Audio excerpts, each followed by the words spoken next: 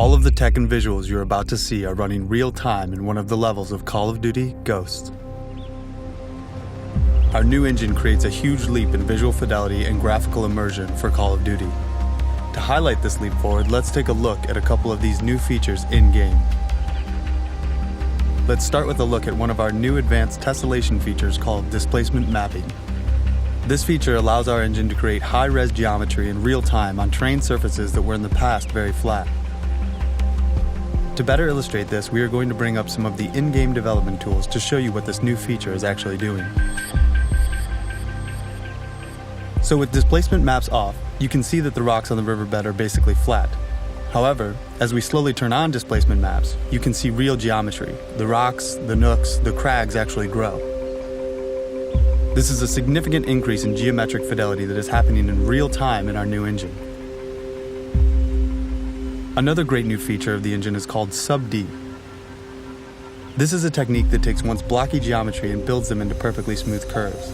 It's been used for a while by Hollywood in film, but the breakthrough for us has been utilizing it real time in engine. So as we look down the sight with Sub-D turned off, you can actually see how the edges are jagged because of the normal poly count. So now with Sub-D turned on, you can see that the normal poly count has been increased exponentially. And what's amazing about Sub-D is that it will continue to subdivide in real time as you get closer to objects. So no matter how close you get, nothing will break down.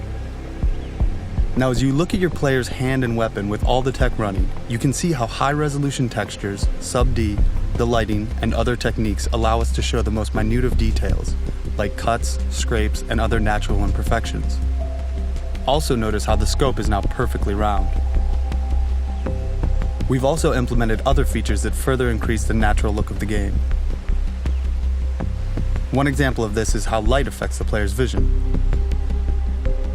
As in the real world, when you look at something dark and then turn to something bright, your eyes will adjust to compensate.